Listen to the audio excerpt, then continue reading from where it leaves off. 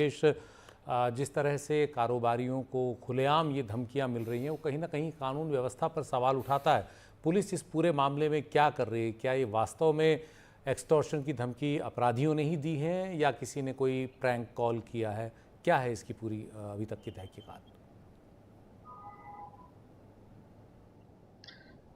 देखिए, पिछले 2-3 सालों से जो दिल्ली और एनसीआर के बड़े कारोबारी हैं, चाहे वो अ, कारोबारी हैं या फिर अपराध की दुनिया में हैं, सट्टा कारोबारी हैं या और कुछ करते हैं जिनके पास पैसा है, उनको टारगेट करके लॉरेंस बिश्नोई गैंग के लोग या खुद लॉरेंस बिश्नोई उनको फ़ोन करता है और उनको धमकियाँ देता है। और जो एक्सटॉर्शन मनी है, वो आप देखें कि लगातार 2 मामलों में 5-5 करोड़ रुपए माँगी गई है। यानी कि ये जो गैंग के लोग हैं, ये 1 आध करोड़ की बात ही नहीं करते हैं, 5 करोड़, 10 करोड़, ढाई करोड़ ऐसे पैसे माँगे जा रहे हैं। और लॉरेंस बिश्नोई के मामले में कई ऐसे ऑडियो सामने आए हैं, जिसमें लॉरेंस बिश्नोई खुद जेल में बैठकर जो पैसा है वो माँगता है।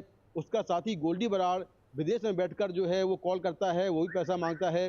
रोहित गोदारा है, अनमोल बिश्नोई है या जो छोटे-मोटे गैंगस्टर और जो दिल्ली के हैं, वो भी इस तरह से पैसा माँगना उन्होंने शुरू कर दिया है। कपिल सांगवान हैं, बहुत सारे गैंगस्टर जो देश से भागकर बाहर हैं, वो विदेश से कॉल करते हैं और वो पैसा माँगते हैं। और बहुत सारे मामलों में ऐसा भी हुआ है कि जिसने पैसा नहीं दिया, उसकी ये लोग हत्या करवाते हैं, उनके घरों के या दफ्तरों के बाहर फायरिंग करवाते हैं। ऐसे बहुत सारे मामले सामने आए हैं। हाल ही में जीके 1 में जो नादिर शाह हत्याकांड हुआ है, उसमें भी ये बात सामने आ रही है कि जो नादिर का दोस्त कुणाल छाबड़ा है, उससे लॉरेंस ने करीब 10 करोड़ रुपए माँगा था, लेकिन नादिर ने उससे कहा कि पैसा नहीं देना है क्योंकि उसकी पुलिस में सेटिंग है और वो मामले को सेटल कर देगा। तो जब कुणाल ने पैसा नहीं दिया तो लॉरेंस की गैंग ने नादिर की हत्या करवा दी, ऐसी जाँच में बात सामने आ रही है। तो लगातार ये मामले देखने को सामने आ रहे हैं कि जो जेल में बैठे अपराधी हैं या विदेश में बैठे जो बड़े गैंगस्टर हैं, वो इस तरह से लगातार दिल्ली और एनसीआर के जो बड़े कारोबारी हैं, उनको कॉल्स कर रहे हैं, धमकी भरे कॉल आ रहे हैं और उनसे वीडियो कॉल करके या फिर ऑडियो कॉल करके पैसा माँगा जा रहा है। लॉरेंस बिश्नोई का जो कद है, वो सिद्धू मूसेवाला हत्याकांड के बाद इतना बड़ा हो गया है क्योंकि मीडिया में लगातार उसके नाम का, उसके कारनामों का कवरेज मिलता है, जिससे उसका कद बहुत बड़ा हो गया है। और ऐसे बहुत सारे छुटभइया अपराधी हैं, जो उसके नाम से अब पैसे माँगने लगे हैं। तो कुछ कॉल्स तो उसके गैंग के लोग करते हैं और कुछ क्या कॉल्स ऐसे होते हैं जो छुटभइया अपराधी लॉरेंस बिश्नोई, गोल्डी बराड़ या किसी दूसरे गैंगस्टर के नाम से करते हैं और बड़े पैमाने पर तमाम जो कारोबारी हैं, तमाम जो लोग हैं, उनसे पैसे माँगे जा रहे हैं। जी मुकेश, आप बने रहिए हमारे साथ। इसी मुद्दे पर बात करने के लिए हमारे साथ दिल्ली पुलिस के पूर्व डीसीपी एलएन राव भी हैं। राव साहब, आपका स्वागत है। ये बड़ी चिंता वाली खबरें हैं जिसमें एक्सटॉर्शन की इस तरह से कॉल, जबरन वसूली के इस तरह से फ़ोन कॉल लोगों को आ रहे हैं। बहुत सारे लोग अपना कारोबार शुरू करना चाहते हैं, देश की अर्थव्यवस्था जो है वो नई ऊंचाई की ओर बढ़ने की कोशिश कर रही है और ऐसे में कई लोग होंगे जिनके पास पैसा होगा आगे काम बढ़ाने के लिए, लेकिन उन लोगों की चिंताएं तो बनी रहेंगी कि अगर वो अपना कुछ काम करते हैं, कुछ कमाते हैं ईमानदारी से, तो इस तरह की कॉल्स उनको आएंगी तो काम कैसे करेंगे? हर आदमी के अंदर तो ये डर बैठा रहेगा। और कैसे जेल में बैठे जो गैंगस्टर्स हैं उनके नाम पर बाहर इस तरह से खुलेआम ये वसूली की कॉल्स आ रही हैं। आप पुलिस में हैं, आप अगर विस्तार से बताएं कैसे हो सकता है, ऐसा कैसे हो रहा है? ये कहीं ना कहीं पुलिस की नाकामी भी है।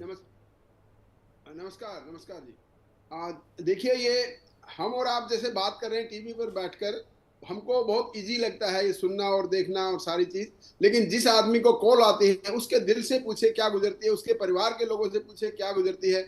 और एक समय था जब ऐसी कॉल आती थी तो हमने कई केसेस ऐसे डील किए हैं। तो उस टाइम पे अगर छोटा अमाउंट होता तो लोग इसकी शिकायत भी नहीं करते थे। ये भी एक बात है कि इन अपराधियों से इतने डरते हैं लोग, क्योंकि वास्तव में ही गोली चलवा देते हैं, किसी को मरवा देते हैं। तो कोई भी आदमी ये सोचते हैं कि अगर जान है तो फिर पैसा कमा लिया जाएगा। तो छोटा अमाउंट अगर होगा तो वो जनरली 10-20 लाख रुपए तो ये दे देते हैं आराम से। कोई किसी भी को भी फोन करते हैं, दे देते हैं। उनकी रिपोर्ट में नहीं होती है पुलिस में। लेकिन अब जो ट्रेंड चल रहा है लेटेस्ट, 4-5 लाख है नहीं, 4-5 करोड़, जैसे मुकेश जी ने बताया कि मतलब 5 और 10 की करोड़ से नीचे बात ही नहीं करते हैं। तो ये वाली चीज है, ये बड़ा ट्रेंड बहुत गलत चल रहा है। लोगों के मन में इनसिक्योरिटी की भावना है। बिजनेसमैन हैं, वो अपना काम पे ध्यान नहीं दे पा रहे हैं, क्योंकि पैसे का अगर किसी ने मांग कर ली तो उनको बड़ी दुविधा होती है, देना है या नहीं देना है या पुलिस में रिपोर्ट करनी है। दो ही ऑप्शन है उनके पास, तो और पे है नहीं। तो लेकिन अमाउंट अब इतना बड़ा है तो पुलिस में रिपोर्ट करनी जरूरी है। और पुलिस में मैं आपके चैनल के माध्यम से कहूंगा कि हर केस में चाहे छोटा अमाउंट मांगा जा रहा है चाहे बड़ा अमाउंट मांगा जा रहा है, उसमें पुलिस में कंप्लेंट जरूर करें और पुलिस इसको सीरियसली लेती है। ऐसा नहीं कि ऐसी कॉल्स के ऐसे केसेस को लाइटली पुलिस नहीं लेती है, सीरियसली लेकर जो कानून के मुताबिक कार्रवाई करते हैं। और मैं समझता हूँ स्पेशल सेल ने इस केसेस में इनमें केसेस में केस दर्ज किए हैं और इन्वेस्टिगेशन चल भी रही है और अपराधियों तक पहुंचे भी हैं।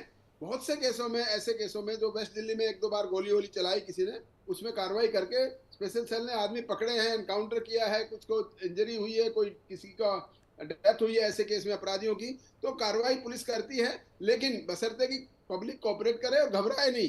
देखिए ये लोग जो है उनका पर्पज सिर्फ है पैसा लेना, जान से मारने की बात या धमकी देने की बात वहां करते हैं जब ये उनको लगता है कोई आदमी इनको सीरियसली नहीं ले रहा है, तब करते हैं। अदरवाइज ये मकसद इनका पैसा लेना है। और जैसा मुकेश जी ने बताया कि इनके नाम इतने बड़े हो गए हैं कि वो खाली नाम से ही कमा रहे हैं। नाम लॉरेंस बिश्नोई ने पैसे मांगे, उसके गैंग का आदमी रोहित गेदारा इनके नाम आ गए हैं और सिद्धू मूसेवाला मर्डर केस के बाद तो और ज्यादा इनके नाम आ राव गए साहब, हैं। मैं एक सवाल पूछना चाहता हूँ, जेल में बंद जी। हैं, कैसे वो बाहर जो है अपराधियों की दुनिया के साथ संपर्क में रहते हैं? कहीं ना कहीं क्या जो जेल अथॉरिटी है उन पर सवाल नहीं बनता?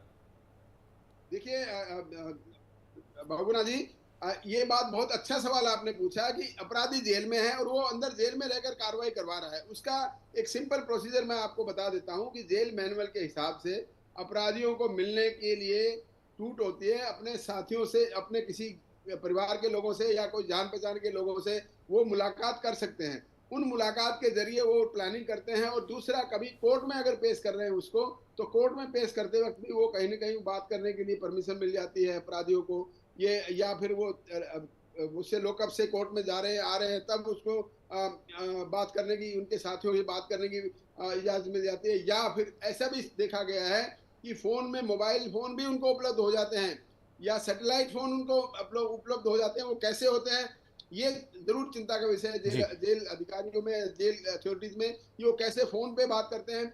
तो फोन होने से वो अपना नेटवर्क है उसमें कार्रवाई अच्छे से कर सकते हैं, अपने साथियों को डायरेक्शन दे जी। सकते हैं और पैसा जितना कमा रहे हैं उससे सोफिस्टिकेटेड वेपन लेते हैं। आपने देखा होगा सिद्धू मूसेवाला केस में कितना जबरदस्त जी। एक पिस्टल था जो कि इंडिया में अवेलेबल ही नहीं होता है, बाहर से आता है। तो वो पैसा वेपन पे भी खर्च करते हैं और वेपन पे खर्च करने का इनका मकसद यही है कि वो जो भी काम करें वहां पर लोगों के दहशत फैले। इतने भयंकर जी। वेपन रखते हैं, तो इसलिए वो पैसा जो लेते हैं उनसे वेपन भी खरीदते हैं। और उनका जो दूसरे लोग फरार होते हैं, जो पुलिस की पकड़ से बाहर रहते हैं, उनमें भी बड़ा पैसा खर्च होता है, तो वो जी, पैसा वहां भी खर्च होता है। बहुत तो बहुत ये इनकी एक शुक्रिया। स्ट्रेटेजी है। बहुत बहुत शुक्रिया राव साहब और मेरे सहयोगी मुकेश सेंगर जो इन मामलों पर करीबी निगाह रखते हैं। लेकिन ये जनता के लिए, आम व्यक्ति के लिए जो कुछ बेहतर करना चाहता है या ईमानदारी से अच्छा पैसा कमा रहा है और आगे बढ़ना चाहता है, देश की जो तरक्की है उसका हिस्सा बनना चाहता है, उसके लिए चिंता की बात है, डर की बात है और कानून व्यवस्था पर सवाल भी इससे उठता है।